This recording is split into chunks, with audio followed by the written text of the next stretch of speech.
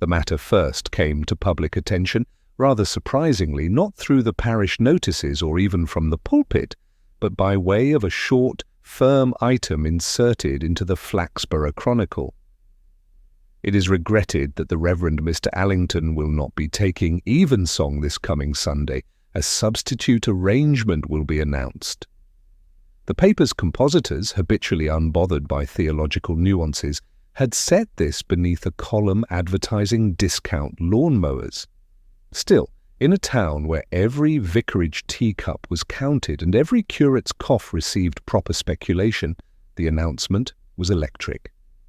For the Reverend Canon, Henry Allington was not one to be absent.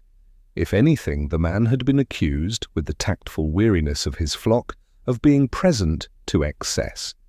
His sermons stretched on like railway timetables, precise but without a terminus. His pastoral visits were thorough enough to drive patients from their sickbeds in self-defence. That such a fixture could be suddenly, inexplicably absent was as unthinkable as the market cross deciding not to turn up one Saturday morning. Mrs. Glossop, the greengrocer's wife, was the first to voice the matter in tones of slightly triumphant alarm. While considering a pile of aubergines which no one, including herself, ever bought, she announced, "Gone off, he has. Vanished. Like one of those missionaries what get eaten. Only less exciting." Her remark was rewarded by the immediate assembly of 3 other matrons, all of whom had been loitering with baskets in the hope of just such tidings. They contributed at once: speculation about elopement, sudden madness, foreign sabbaticals, and, from Mrs. Glossop again, who knew her audience, possible misappropriation of parish funds. By the afternoon, the entire High Street hummed with the conviction that Canon Allington had either run away with a lady organist or been arrested by the Archbishop in person. The truth that no one had actually seen him for 4 days was almost too dull to relate, so few people bothered with it. At the police station, Sergeant Love received the news more prosaically. His chief concern was that the parish's Easter raffle, from which he had hoped to acquire a set of rather respectable golf balls, might be thrown into confusion. He reported the matter to Inspector Pubright with a vague sense of grievance. "Man can't just vanish," Love said. "Not clergy, not in York. They'd be missed quicker than the milk." Pubright, who had been steadily straightening a pile of accident reports, regarded his sergeant with the air of one humoured by a statement both obvious and faintly misleading. "People," he said gently, "vanish every day. It is the clergy's trick, however, to give the impression of ubiquity. Their sudden absence strikes us as, well, unclerical." Love sniffed, unconvinced. "Still, he's not been seen since Tuesday. No letter, no phone call, no message left at the vestry, and his housekeeper says his bed hasn't been slept in. Odd, I call it." Pubright nodded. His expression, as usual, was one of polite contemplation, betraying nothing of the thoughts that passed behind it.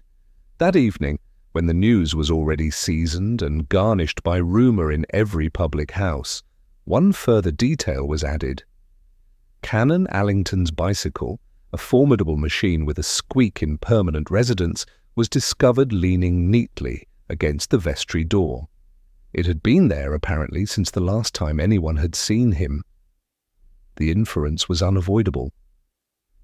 Either the canon had walked out of York on foot, or he had been spirited away by some power or personage of sufficient determination to ignore the inconvenience of squeaky bicycles, and so, with a faint ripple that grew into a tide of speculation, the town of Flaxborough found itself with a vanished priest on its hands. Inspector Pubright, meanwhile, closed his notebook, sighed almost imperceptibly, and made a small note to attend evensong himself that Sunday. He suspected it would be unusually well attended. By Saturday morning the town had made the canon's disappearance its own. The matter was no longer an uncertain absence, but a fully fledged drama, each detail embroidered with conviction. The butcher swore he had seen the canon lingering by the railway station on Tuesday evening, carrying a suitcase of suspiciously worldly size. The tobacconist's assistant confided that she had overheard a remark, uttered, she thought, by the canon himself, about the pleasures of warmer climates. And Miss Teasdale, the librarian, solemnly announced that he had been consulting timetables of ocean liners only last week, though she later admitted these had been from 1928. Even in York Minster, where restraint was the rule, the vergers found themselves unable to suppress discussions. One suggested that Canon Allington had grown weary of parish life and had absconded to a monastery in some northern wilderness. Another, more cynical, pointed out that Allington had never shown the slightest appetite for austerity, and was more likely to be discovered on a Riviera terrace than in a draughty cloister. By mid-afternoon, the story had gained momentum beyond its original scene. Market traders embroidered it with a zeal they usually reserved for disputed weights. Mrs. Glossop returned to her aubergines and expanded her earlier conjecture into a full lecture. The canon had eloped with a woman of dubious background, possibly foreign, probably connected with the choir. Her audience, shifting baskets from one arm to the other, murmured assent and asked for details she could not possibly provide. The absence of such details, however, lent her tale a dignity bordering on fact. The ordinary rhythms of the town bent around the gossip like reeds before a tide. In the tea-rooms, clergy wives speculated in tones of chastened relish, making sure to condemn the enthusiasm of others while adding their own contributions. The postmistress, who had never forgiven Canon Allington for denouncing the Christmas post office queue as an ordeal of Babylonian confusion, declared that a man of such severity must have collapsed under his own righteousness. The barman of the White Hart, meanwhile, cheerfully suggested he had gone off to become a spy.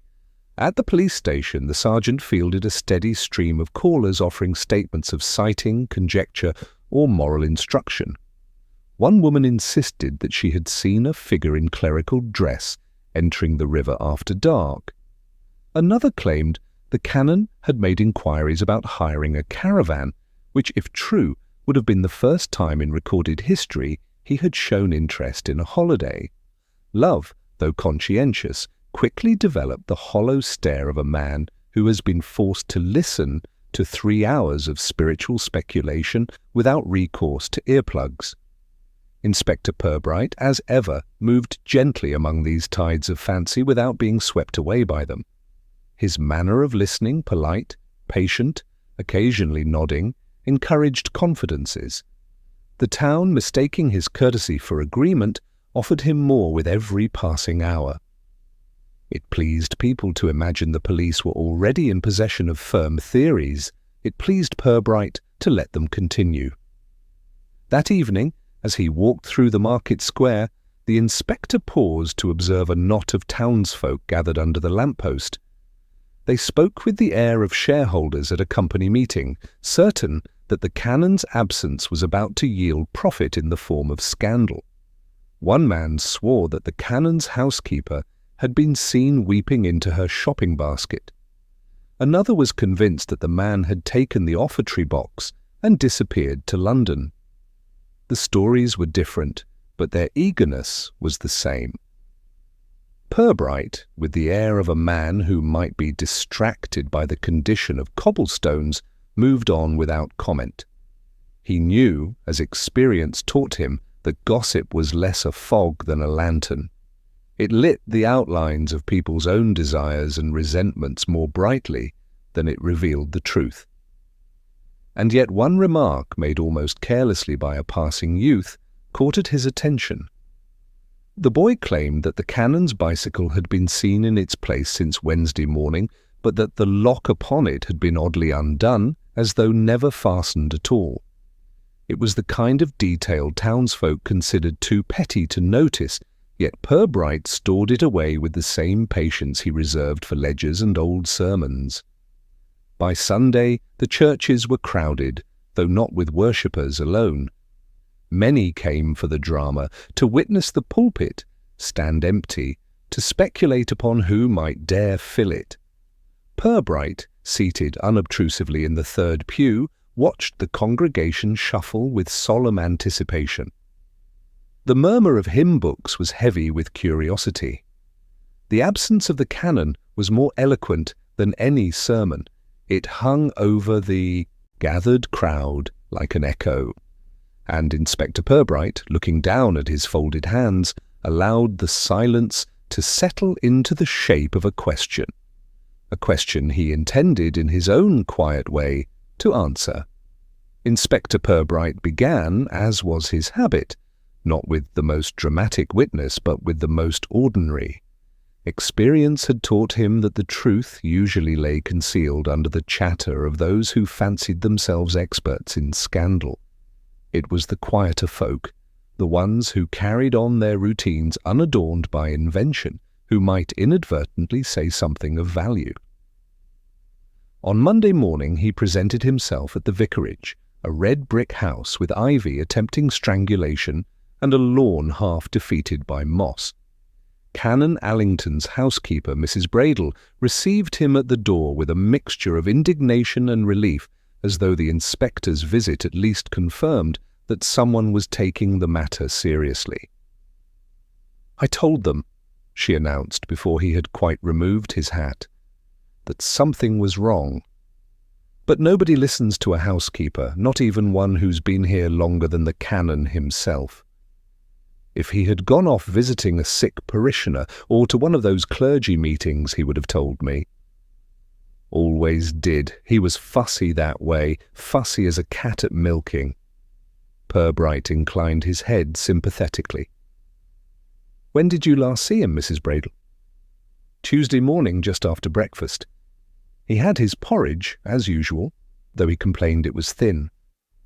Then he took his bicycle, said he would call at the library before attending the diocesan committee.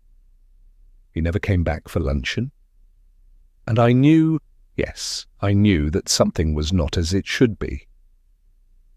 She spoke with the certainty of someone who has rehearsed the tale several times. Pubright allowed her to continue, interjecting only a word or two. She described how the canon's bed had remained unslept in since Tuesday, how no garments were missing from his wardrobe save a raincoat, and how his briefcase still sat, unopened, in the hall. "No one called?" Pubright asked. "Only Mr. Tibbins, the churchwarden. He came Thursday wanting to know about the accounts, and Mr. Ems from the choir saying the canon had promised to pay for new hymn books. Both looked surprised I hadn't seen him." She paused, then added with a touch of bitterness, "Neither offered to help with the dusting." Pubright promised to keep her informed and made a few neat notes, though in truth he had written little more than Tuesday, porridge, bicycle, library. The housekeeper's stream of words had contained 100 observations, but it was that brief mention of the library which held him most. He had already heard from Miss Teasdale, the librarian, about timetables of ships. He wondered whether that had been an invention or a misremembering. His next call was upon the verger of St. Swithin's, a man named Cribb, whose long face gave him the air of permanent disapproval. "Canon Allington," Cribb said, with relish, "was not a man to disappear without reason, but he was a man of principle, Inspector, and principle can take a man into strange places. I have sometimes thought him, how shall I put it, too sure of his virtue." Pubright allowed a mild smile. "You believe his virtue has led him away?" "I believe," Cribb said, lowering his voice, "that he may have gone to confront sin directly. There are certain parishioners, Inspector, whose conduct has long been questionable. He may have sought them out in righteous indignation. These things seldom end well." It was an explanation which satisfied Cribb's taste for moral theatre, but it satisfied Pubright less. He made another small note, parishioners, questionable conduct, and moved on. At the library, Miss Teasdale greeted him with her usual seriousness. She was a woman who seemed to live in perpetual expectation of censorship, as though at any moment the government might outlaw the lending of novels. Yes, the canon was here Tuesday morning, she confirmed.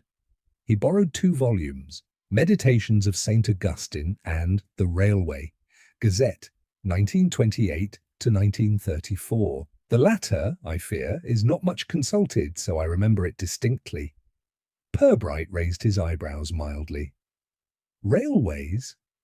He had an interest in timetables, she said firmly. I am certain of it. He asked whether we had any guidebooks to the southern ports. I showed him a Bradshaw, but he seemed disappointed. He left about 11 o'clock. Her tone implied that the canon's failure to find adequate timetables had been a moral lapse. Pubright thanked her, asked a few gentle questions about her impression of his mood. Determined was her word, and departed with the faint trace of a smile. By the time he returned to the police station that afternoon, Sergeant Love had accumulated 6 further reports. One fellow swears blind he saw Allington at the bus station, arguing with a porter. Another says he was on the 4:15 to Scarborough, and Mrs. Dank says she passed him on the bridge, deep in conversation with a man in a brown suit. Did she recognize the man? Pubright asked. No, she said he looked respectable. That was the word she used, as if that narrows it down much in this town. Pubright considered. Respectability, Sergeant, is a disguise more popular than any mask at a carnival. He leaned back in his chair, fingers steepled, and for a moment his eyes drifted to the window where clouds moved slowly over the rooftops. The day's inquiries had confirmed very little. Canon Allington had indeed left home on Tuesday, apparently bound for the library. He had been seen there, and afterwards, by at least one other person on the bridge. Beyond that, the accounts diverged into gossip and invention. His bicycle remained propped at the vestry, untouched. His suitcase, his clothes, his papers, all remained in place. He had carried no luggage, only a raincoat. Such vanishings, Pubright reflected, were rarely accidents of impulse. People who disappear usually plan to do so, even if only dimly. Yet nothing about the canon suggested a man of planning. He was, if anything, the very embodiment of routine. To discard routine was to discard himself. As evening settled over York, the inspector closed his notebook and let his thoughts rest. Somewhere among the porridge, the timetables, and the raincoat lay a reason. Not a dramatic one, he suspected, but a human one. And human reasons, he knew, were the most persistent of all. By Tuesday, the town, having grown weary of juggling 6 contradictory stories, began to settle on the comfort of a single explanation. It was less a conclusion than a compromise, reached unconsciously by the collective imagination of Flaxborough. If Canon Allington had vanished, it must have been at the hands, or in the company, of someone close to him. And the name on everyone's lips was that of Mr. Edgar Ems, the choirmaster. Mr. Ems was not, on the face of it, a particularly sinister figure. His crimes against music, shrill descants and funereal tempos, were sufficient to endear him to few parishioners, but he was generally regarded as more pompous than dangerous. Yet gossip is a solvent that can turn pomposity into malice with remarkable ease. The chief item of suspicion arose from the fact that Ems had, in recent weeks, pressed Canon Allington rather insistently for funds to purchase new hymnals. His appeals had been met apparently with delays and excuses. The canon, explained Mrs. Glossop, now fully promoted in her own mind to the role of investigative correspondent, was never one to spend money on music when he could spend it on heating bills. Said it was more Christian to be warm than to sing in tune. Well, that was provocation enough, if you ask me. Sergeant Love, noting that Ems had also been reported visiting the vicarage on Thursday, felt that here, at last, was something resembling a lead. Man turns up looking for money, canon's already missing. Seems fishy, Could be blackmail even, he declared with satisfaction. Pubright, however, responded with his customary mildness. Blackmail is a word, Sergeant, that carries a certain grandeur. One should be wary of applying it where the substance is nothing more than unpaid hymn books. Nevertheless, it was decided prudent to invite Mr. Ems to the police station for a friendly discussion. The choirmaster arrived the next morning, his narrow frame encased in a suit of outdated severity, and his expression one of faintly affronted dignity. He appeared to consider the act of questioning him not an insult, but a waste of his valuable time, which he might otherwise have spent annotating sheet music or correcting sopranos. "I suppose," he began, adjusting his spectacles as he took the chair opposite Pubright, "this is about Canon Allington's curious absence, a most inconvenient development, I assure you. Rehearsals have already been disrupted." Pubright regarded him with polite patience. "We are concerned for his welfare, Mr. Ems. You were among the last to call at the vicarage?" "I did, yes, on Thursday morning. I wished to remind him of his obligations to the choir. He has been promising for months to sanction the purchase of the new festival hymnal. The present editions are quite inadequate. Half the sopranos cannot make sense of the notation." "And what answer did he give you?" Ems drew himself up, lips pursed. "None, for the simple reason that he was not present. The housekeeper informed me he had not been seen since Tuesday, which, I may say, struck me as singularly careless of him. I left in some irritation." Pubright made a note, his face impassive. "You had no appointment with him earlier that week?" "Certainly not. I saw him briefly on Sunday after the service, but that was merely to remind him again of the hymnals. He was evasive." "And since then?" "I have had no contact." Throughout the interview, Ems's tone never rose to defensiveness. Indeed, he seemed quite unconscious of suspicion. What he did display, however, was a sort of egotistical impatience, as though the canon's disappearance were chiefly offensive for its effect on choral discipline. When the interview concluded, Sergeant Love, who had sat through it with a look of growing triumph, declared as soon as the door closed, "There you are, sir. Motive clear as day. Money, trouble. He pressures the canon refuses. Tempers flare. Might have been an accident. Things get out of hand. Ems panics, hides him somewhere, explains the vanishing." Pubright did not contradict him outright. He merely closed his notebook with the soft finality of a man tucking away thoughts he preferred not to display.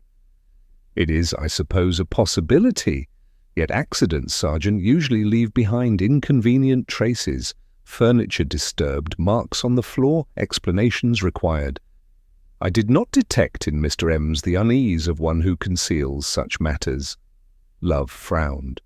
"You think he's innocent?" "I think," said Pubright, "that he is innocent of imagination, which is not quite the same thing."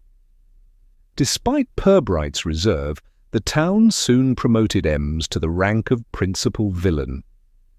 In the snug of the White Hart his guilt was discussed with cheerful certainty. At the tea-rooms his name was invoked in whispers, always accompanied by solemn nods. The librarian, Miss Teasdale, declared that she had long suspected him of harbouring secular tastes beneath a cloak of piety, and Mrs. Glossop, naturally, claimed to have foreseen it from the start. By Friday, even the churchwardens, normally cautious men, were beginning to speak of difficult questions that might need putting to Mr. Ems. They disliked him, and suspicion, however ill-founded, provided them a chance to indulge that dislike with righteousness. Through all this, Inspector Pubright moved quietly, never discouraging speculation, but never confirming it. His notes accumulated, his observations deepened, and his silences, though polite, became longer. One evening, while walking past the vestry, he paused again before the canon's bicycle. The lamplight caught its frame, still upright, still patiently waiting. He examined the lock, not broken, not forced, but hanging loose, as though carelessly unfastened. The machine itself bore no sign of recent use. He touched the handlebars, then released them with a faint sigh.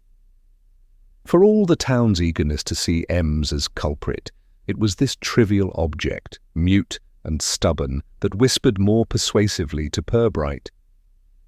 A man who intended to vanish might leave behind his congregation, his accounts, even his housekeeper. But to leave his bicycle unlocked, standing idly by the vestry door, that was altogether stranger. And in that small strangeness lay a clue that refused to be ignored. Inspector Pubright was a man who placed considerable respect in trifles. To most of his fellow townsfolk, and even to Sergeant Love, trifles were either irritants or amusements, things to be brushed away in favour of larger, louder explanations. But Pubright had often found that truth in Flaxborough preferred to dress itself in pettiness, in a missing umbrella, a wrongly addressed envelope, or a remark delivered one beat too late. And so it was that the canon's bicycle remained in his mind long after the choirmaster's alibis and the congregation's gossip had begun to sound repetitive. He returned to the vestry on Saturday morning before the town was properly awake and examined the machine again. It leaned as obediently as ever against the wall. The lock, attached but unused, swung idly at the frame. Pubright crouched, ran a finger along the tire, and noted the dust that had settled evenly, unbroken, by recent use. Then he stood back and considered. Why would a man famed for his meticulous habits, one who could recite offertory totals from memory, leave his bicycle so carelessly unattended? The triviality deepened when he called again upon Mrs. Bradle, the housekeeper. She received him in her usual state of defensive bustle, armed with a feather duster, as if it were a weapon. "Inspector, I do hope you have found something," she said, leading him to the parlour. "This house cannot go on indefinitely without its master. The routine is—" Quite unsettled. Purbright's eyes drifted over the mantel, the neat rows of ornaments, the books arranged with pedantic precision. "Tell me, Mrs. Bradle," he asked gently, "did the canon usually lock his bicycle?" She looked at him in faint astonishment, as though the question were evidence of frivolity. "Always." "Oh, always. He said it was unchristian to tempt a thief. Why do you ask?" "No reason of substance," Pubright replied, his voice mild. "Only that it seems to have been left otherwise this time." Mrs. Bradle's frown deepened. "That would be most unlike him. He was particular in all such matters. Too particular, some said. Why, once he lectured a verger for leaving an umbrella in the wrong stand." It was a small confirmation, but to Pubright it sharpened the detail. For a man of meticulous caution to leave his bicycle unlocked suggested either haste or coercion, and haste, in the canon's orderly world, was an anomaly bordering on scandal. He asked one or two more questions. Had any callers come that Tuesday morning? Had any letters arrived? And was rewarded only with negatives. Then, as he rose to leave, Mrs. Bradle added, almost as an afterthought, "There is one thing. I did notice on Wednesday morning that the umbrella stand was altered. The canon's best umbrella, the black one with the ivory handle, was missing. I thought nothing of it at the time. But now—" Pubright inclined his head, concealing the small flicker of satisfaction in his eyes. An umbrella was on the surface as trivial as a bicycle lock. Yet combined, the two oddities whispered of movement planned with too little care, or interrupted before it could be completed. Later that day at the police station, Sergeant Love was unimpressed. "Umbrella, bicycle, what does it matter? If you ask me, the choirmaster still looks good for it, or maybe one of those church wardens. They've all got shifty eyes." Pubright replied only with a gentle murmur. "Shifty eyes, Sergeant, are among the least reliable of witnesses. Still, umbrellas do not vanish by themselves." The town, meanwhile, had seized upon a new thread. Someone, Mrs. Glossop inevitably, had declared that the canon had been seen in the company of a stranger near the bookshop, a man of foreign appearance, a description which in Flaxborough could be applied to anyone who wore a different hat. This rumour blossomed with vigour, leading to theories of espionage, secret conversions, and elopements to the continent. The stranger was by turns a smuggler, a Jesuit, and a representative of the French railways. Pubright listened politely when these reports reached him, but allowed them no purchase. His thoughts remained fixed on the unlocked bicycle and the missing umbrella, small facts that the town in its enthusiasm had swept aside. On Sunday morning, as the congregation once again crowded St. Swithin's, Pubright returned to the pew he had occupied before. The substitute clergyman, a nervous curate drafted from another parish, stumbled through the liturgy while the worshippers strained not for spiritual edification, but for clues in the canon's absence. Murmurs ran through the aisles. Eyes darted toward Pubright as though expecting him to stand and make an announcement. He, however, sat in silence, gazing at the rain-streaked windows. After the service, he lingered near the churchyard gates, exchanging mild pleasantries with parishioners.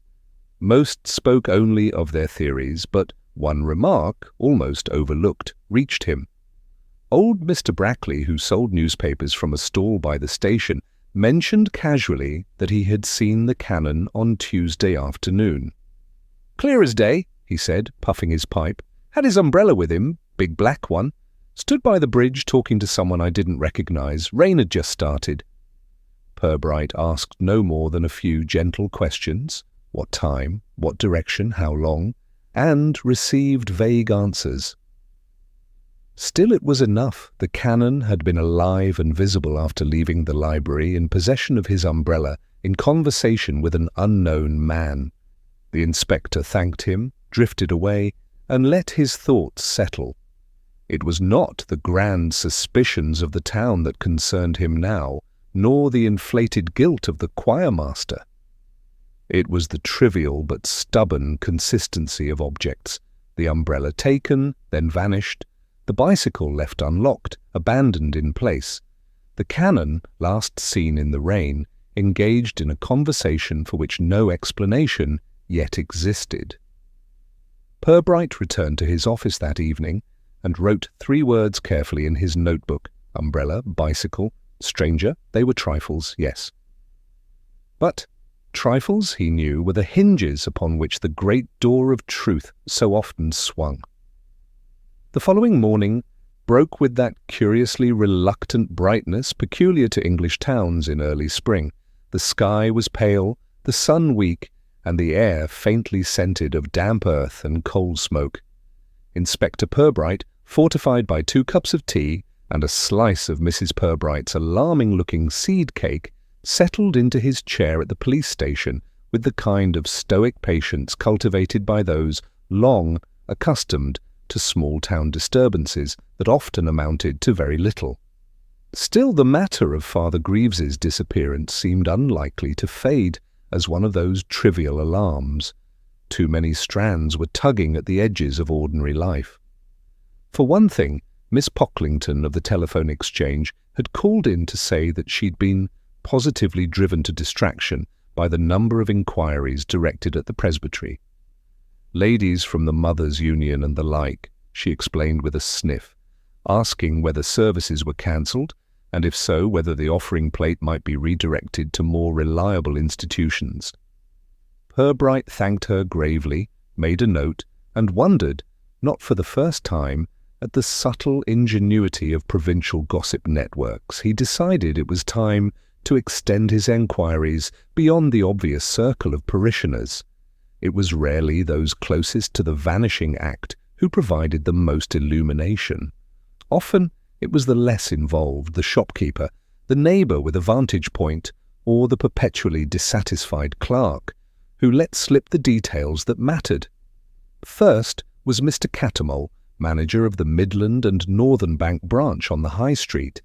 A neat man, perpetually smelling of lavender polish and suspicion, he confirmed that Father Greaves had called in on the Friday afternoon preceding his disappearance.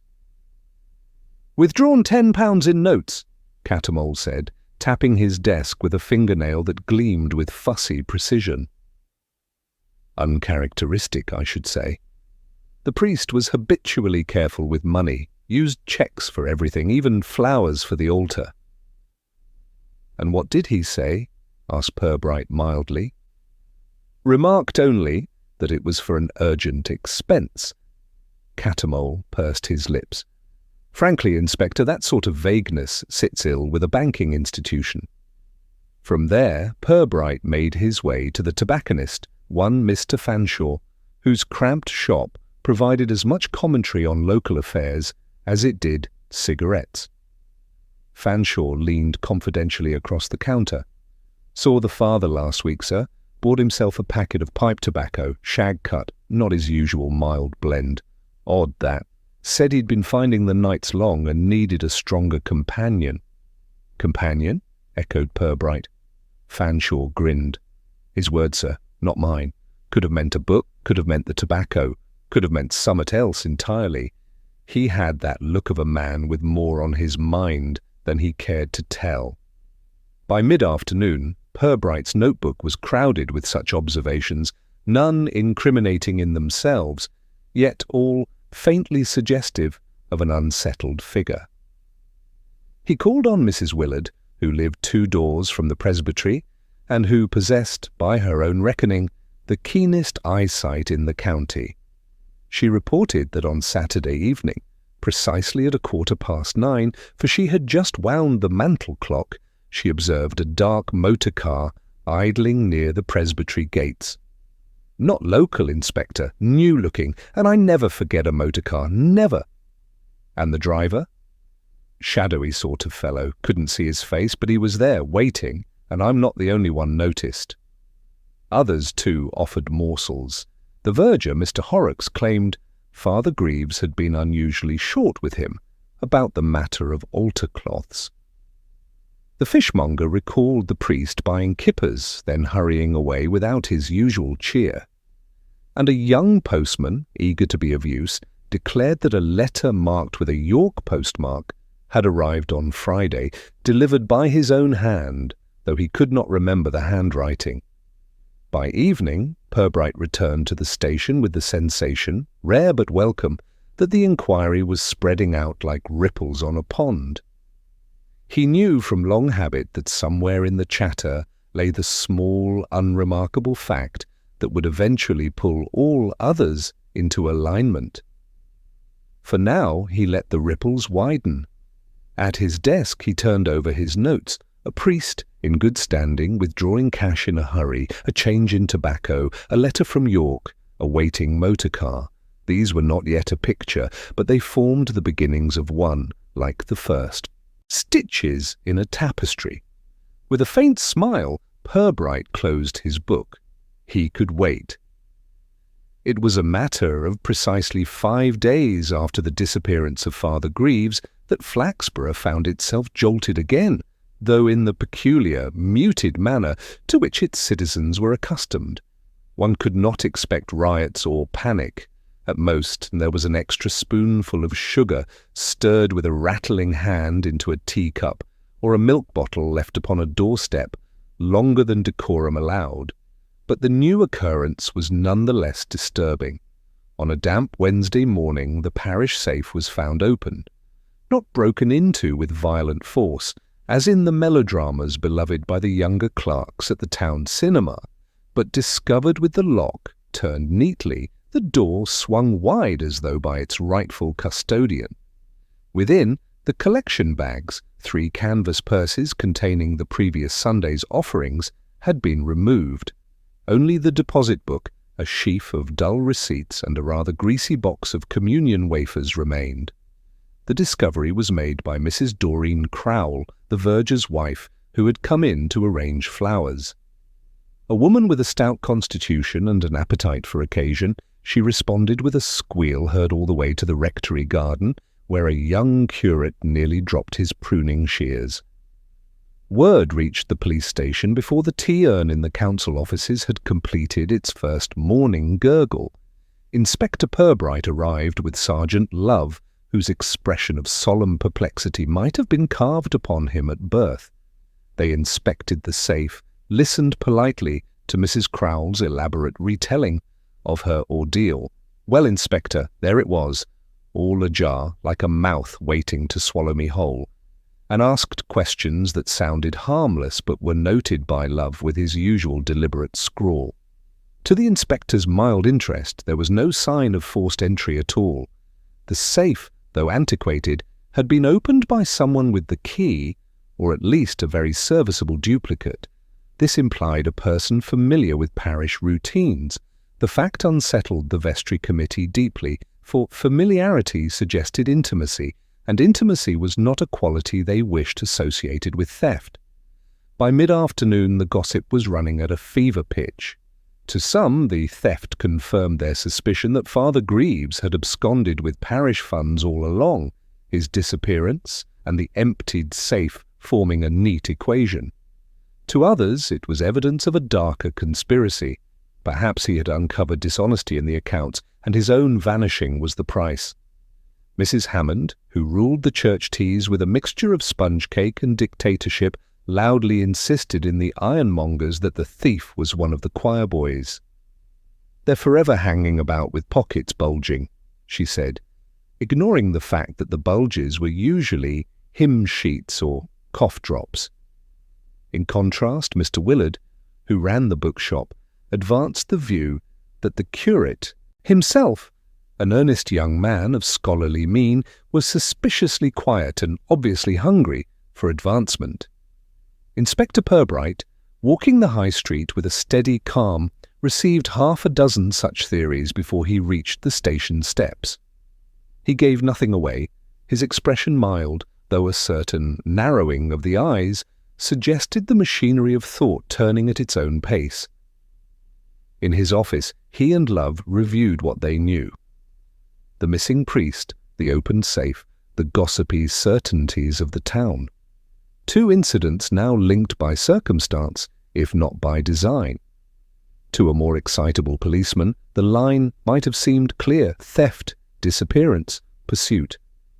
But Pubright, with his habitual caution, reflected that neat lines drawn too soon often failed to enclose the truth.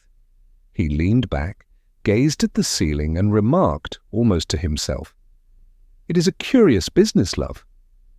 One cannot help but notice that theft, when too convenient, sometimes hides something altogether different." Love, having written the words "altogether different" with slow concentration in his notebook, looked up anxiously. "You mean, sir, that the money mightn't be the real point?" Pubright smiled faintly. "Perhaps. Or perhaps the point is smaller and simpler than we think." The sergeant nodded, though with the expression of a man who had nodded many times before, without ever being quite sure why.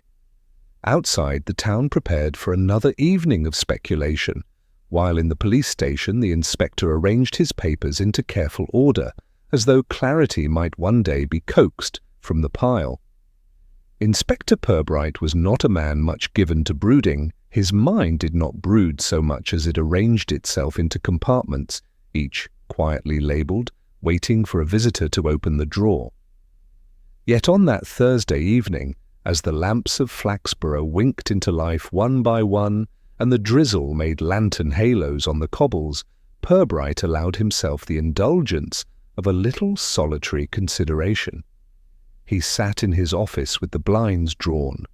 On the desk lay the parish records that had been sent over in cautious trust, along with a list of those entitled to keys of the vestry safe. 6 names, none startling, though 2 carried the faint fragrance of what he thought of as parochial enterprise, a readiness, in other words, to be rather more imaginative with property than doctrine strictly allowed.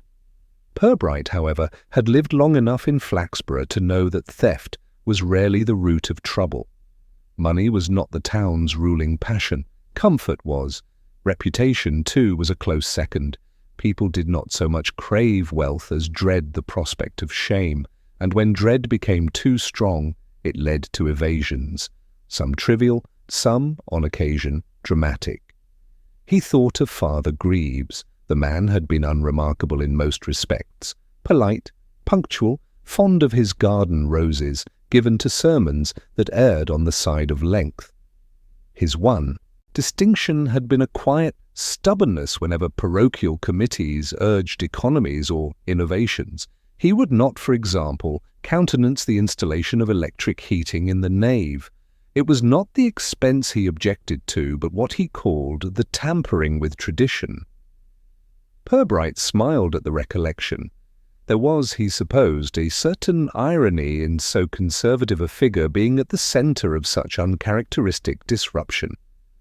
From the window the inspector could just discern the station-yard, where Sergeant Love was attempting to persuade the constable on duty that his rain-cape was not to be converted into a ground-sheet.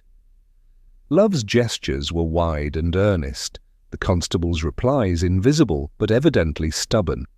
It occurred to Pubright that in Love's determination and the constable's resistance lay something of the human pattern he was studying. One man, anxious to preserve rules, another intent on bending them for comfort. He turned back to his notes. The missing funds amounted to a trifling sum in the scale of grand crime, just enough to make the vestry wince, not enough to tempt an ambitious rogue. That suggested the money was not the aim, but the instrument. What was sought was the effect, suspicion, embarrassment, confusion. Such things could drive wedges between neighbours more effectively than any sermon on original sin. Pubright rose and crossed to the small bookcase where, among the manuals of procedure and the annual reports, lay a volume of local history. He drew it out, leafed through the pages, and paused at a chapter describing the town's ecclesiastical disputes of a century earlier. The faces had changed, but the quarrels had a remarkable familiarity. Disputes over pew rents, accusations of improper baptisms, even a lawsuit concerning the burial of a dog in consecrated ground. The inspector chuckled softly. He set the book down and, hands clasped behind his back, paced once across the room. The disappearance of a clergyman and the disappearance of parish funds. Either might be explicable in isolation. Together they formed not a picture, but an outline in need of filling. The inspector lit his pipe, allowed it to smoulder quietly, and admitted to himself that he was waiting for the town to speak further. For in Flaxborough, patience was often the most effective interrogation. Secrets here seldom lay buried, they merely took their time, like bulbs reluctant to sprout until the weather suited. He made a final note before leaving for the evening. Observe not only who gains, but who seeks to avoid loss. It was the sort of reflection that might serve as a compass in the fog to come. Pubright locked his office, donned his hat, and stepped into the misty street where shop blinds were already drawn and curtains glowed with supper lamps. The inspector walked slowly, the measured tread of a man who knew the town would, in its own moment, reveal what mattered. The vestry meeting convened on Monday evening in a room faintly scented with polish and lingering incense. Pubright arrived with his usual unobtrusive dignity, noting in passing the rigid postures of the churchwardens, the anxious flutter of Mrs. Hammond's hands over her knitting, and the mildly impatient tapping of the curate's shoe beneath the table. The town, it seemed, had decided that a display of civility could be a stage for suspicion. Pubright took a seat at the end of the table, allowing Sergeant Love to sit at his left, a pen at the ready. He had chosen this setting deliberately. It was civil, formal, and full of witnesses who believed that proper procedure alone could reveal truth.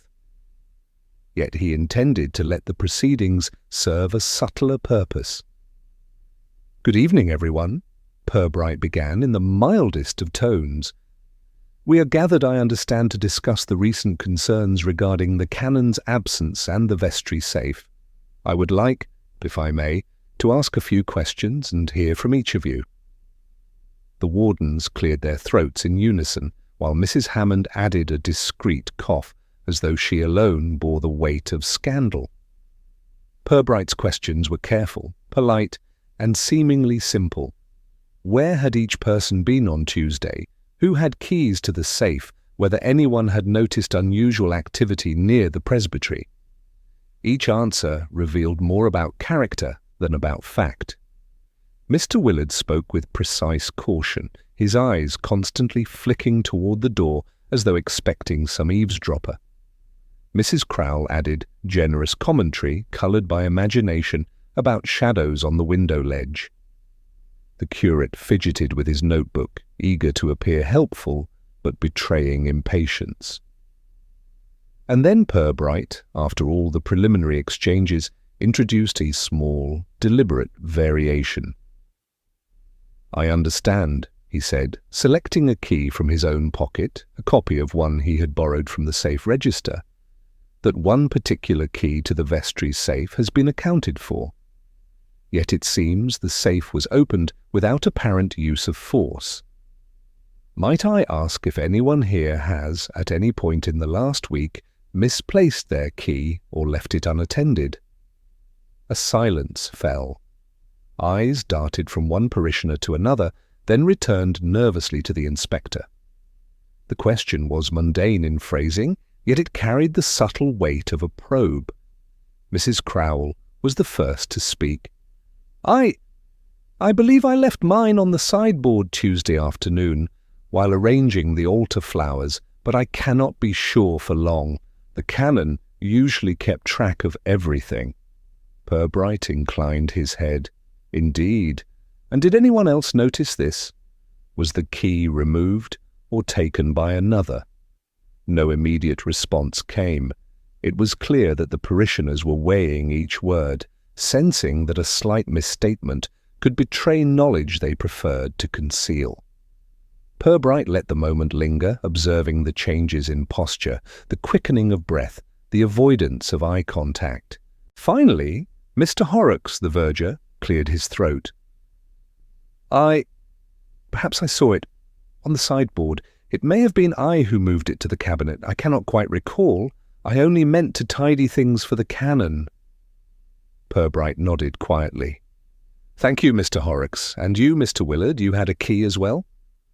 "Yes, Inspector, always on my person, but I have had occasion to visit the presbytery early last week." He hesitated. The slight tension in his voice was almost imperceptible. Pubright waited patiently, noting the smallest detail. The wavering of Willard's eyes, the slight tremor in his hands, the almost inaudible catch in his breath. "Indeed," he prompted gently. Willard swallowed. "I might have arrived while a visitor was present. I did not enter the vestry proper. I simply handed over some papers. I assure you, nothing of importance." "Of course," Pubright said softly, as though dismissing the remark. But the words had been spoken into the room and registered in every eye. By the time the meeting drew to a close, several parishioners had inadvertently revealed details they had not intended. One minor inconsistency concerned the timing of key transfers. Another, the unaccounted-for presence of a visitor whose identity had never been established. Nothing was dramatic in isolation, yet the web of small contradictions began to form a subtle pattern. Pubright left the vestry with his notebook, which now contained entries of seemingly trivial facts. Key left unattended, visitor on Tuesday afternoon, safe found open, canon last seen in conversation with an unknown man. Each point alone was insignificant. Together, they suggested a careful orchestration, a faintly visible hand moving behind ordinary appearances. Outside, the town resumed its murmur of speculation, blissfully unaware that the inspector had already begun connecting the dots. As he walked toward the station, he reflected on the behavior of the parishioners. "Curious," he murmured to himself. "People will not lie, not precisely. They merely arrange truths to suit the moment, and in arranging them they reveal more than they intend." Sergeant Love, hurrying to catch up, asked eagerly, "Sir, do you think one of them is hiding something?"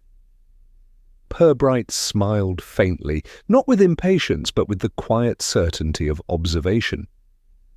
"Perhaps, Sergeant. But it is not the hiding itself that matters. It is what compels the hiding, and once that motive is understood, the rest falls into place."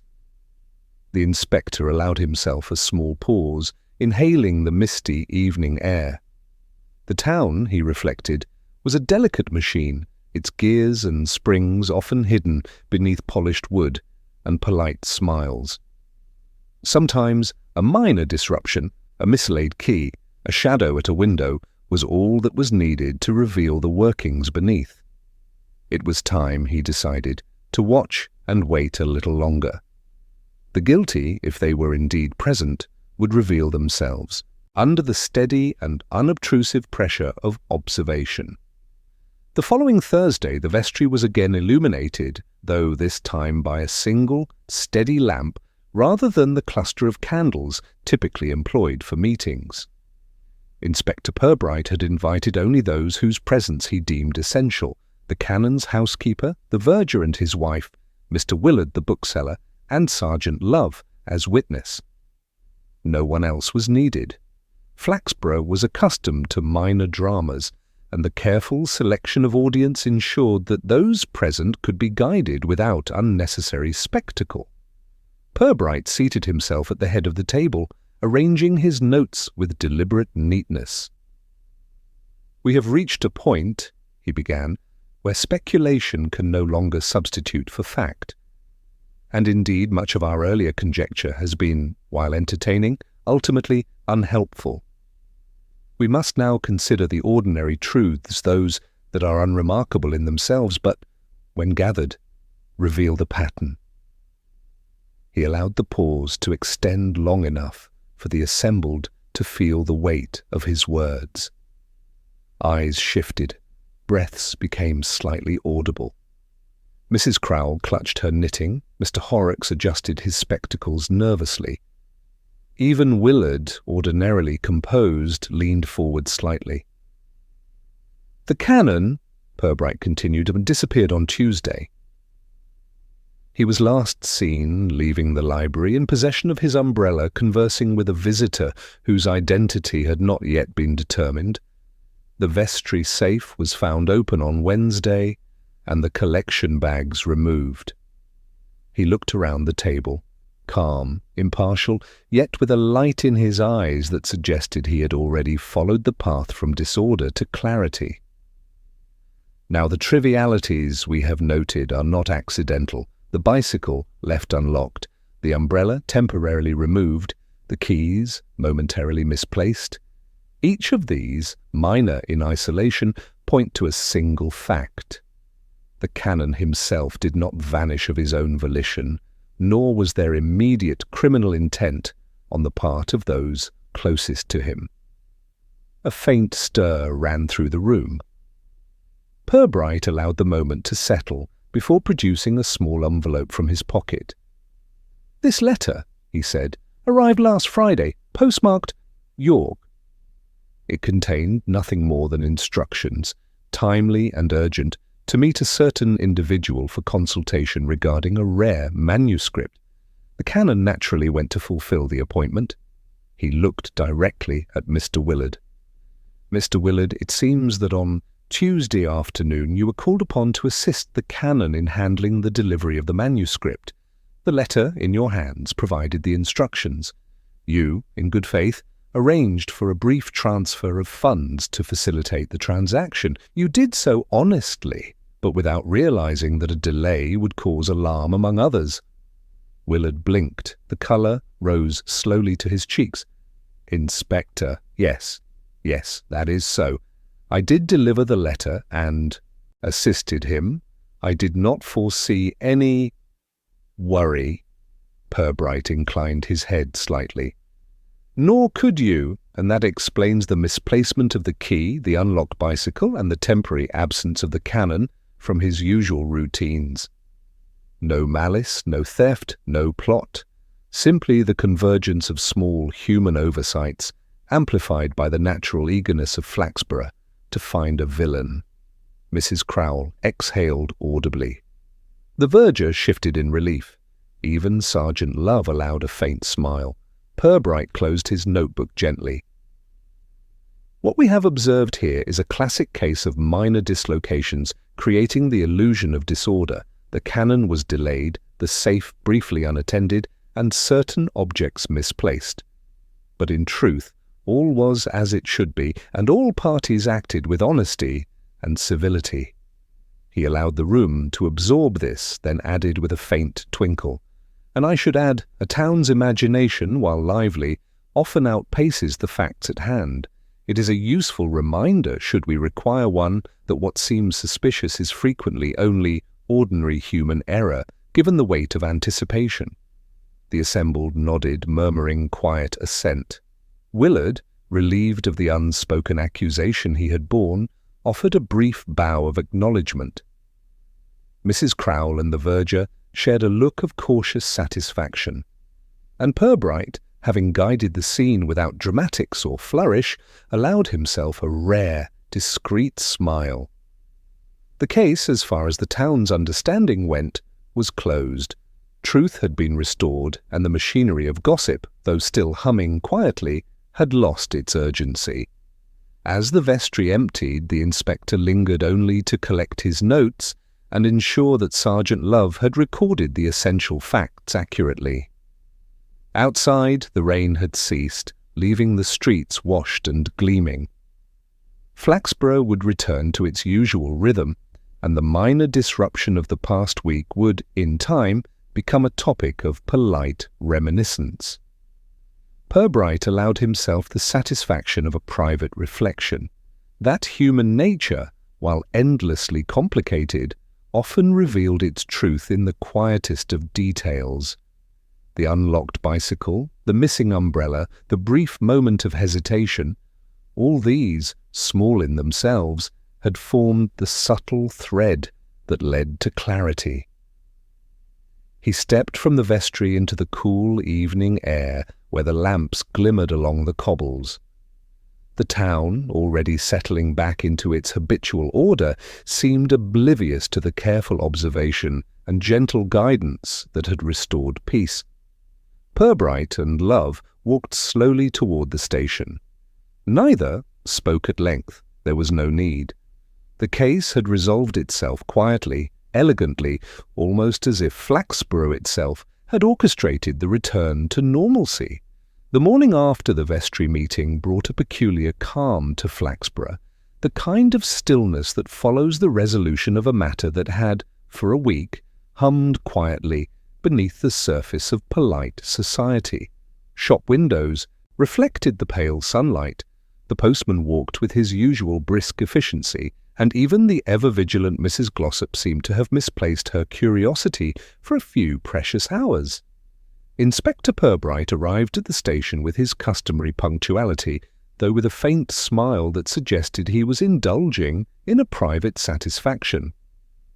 Sergeant Love, ever eager to anticipate his superior's thoughts, immediately asked whether any residual actions were required.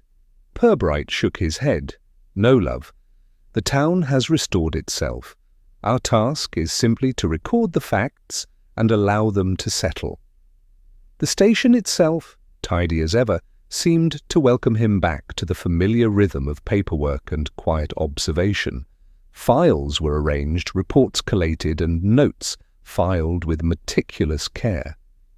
Outside, the sounds of the town were unchanged, yet subtly different, as if each footstep and carriage wheel carried the faint echo of lessons learned, tensions resolved, and rumours tempered by reality. Flaxborough, of course, did not pause entirely in its gossip. There were whispers that Father Greaves had been seen returning from York, looking flushed but content, a rare smile upon his face. The letter he had received and the minor financial transfer arranged by Mr. Willard were now stories of triumph rather than worry. Neighbours shared accounts of the canon's safe return to routine, the orderliness of his vestry restored, and the unbroken harmony of the choir. Yet beneath these simple observations lingered a subtle awareness that the town's imagination had been tested and found itself, in the end, pleasantly restrained. Pubright, while filing the final notes of the investigation, reflected quietly on the human patterns he had observed. Small lapses, trivial oversights, and the tendency to interpret ordinary events as conspiracies, these were the hallmarks of Flaxborough life. Yet, through careful attention and patient inquiry, the threads of misunderstanding had been teased apart, revealing that beneath the surface of suspicion lay the ordinary motives of human civility, duty, and occasional error. Sergeant Love, ever the faithful companion in observation, lingered in the doorway. "Sir, do you think the canon will notice the fuss that was made?" Pubright considered the question with a mild expression. "Perhaps he will, Love. Perhaps he will not. What matters is not that every detail is appreciated, but that the town has resumed its proper course. Truth, once revealed, does not demand acknowledgement. It merely asserts itself quietly, like the turning of a clock." The inspector rose, stretched slightly, and regarded the town through the station window. Children ran along the cobbled streets, vendors arranged fresh produce, and a carriage rumbled past, carrying passengers, unaware of the subtle resolution that had occurred within the walls of the vestry. Life proceeded with its habitual rhythm, unaltered in appearance yet subtly corrected, in fact. Pubright returned to his desk, arranging his pen and blotter with deliberate care. He had no need for fanfare. The work had been done, quietly, patiently, with the precision that small-town mysteries so often demanded. In the distance, a church bell tolled, a note of ordinary constancy amidst the recent disruptions. As he settled into his chair, ready to resume the paperwork that constituted the bulk of his daily life, Pubright allowed himself the faintest of smiles. Flaxborough had been tested, its citizens had exercised their curiosity, and yet order had been restored without the need for dramatic confrontation or public spectacle. In this he found a measure of satisfaction unique to those who understood the delicate machinery of small-town civility. The day advanced slowly with the quiet dignity of ordinary routine. By late afternoon the streets were filled with familiar sounds, footsteps on cobbles, the murmur of conversation, the distant call of a shopkeeper. The canon, no longer absent, was once again visible in the gardens of the presbytery, attending to roses that had gone slightly astray in his brief absence. The world, as it should, continued with only the faintest reminder of a minor disruption, now transformed into anecdote and gentle recollection. Pubright, at last, allowed the station to settle into the evening calm. He closed his notebook, aligned the remaining files with precise care, and turned off the desk lamp. Outside, Flaxborough glimmered softly under the fading light, its streets emptying into the hush of twilight. The town, intact and quietly reassured, had resumed its customary rhythm. Inspector Pubright, satisfied that his work was complete and that order had returned to the subtle intricacies of human routine, took his hat from the stand, nodded to Sergeant Love, and left the station with the unassuming dignity of a man whose task was finished. The town would sleep soundly, its mysteries quietly resolved, its citizens gently reminded that even in the midst of minor disturbances, civility and observation could restore balance,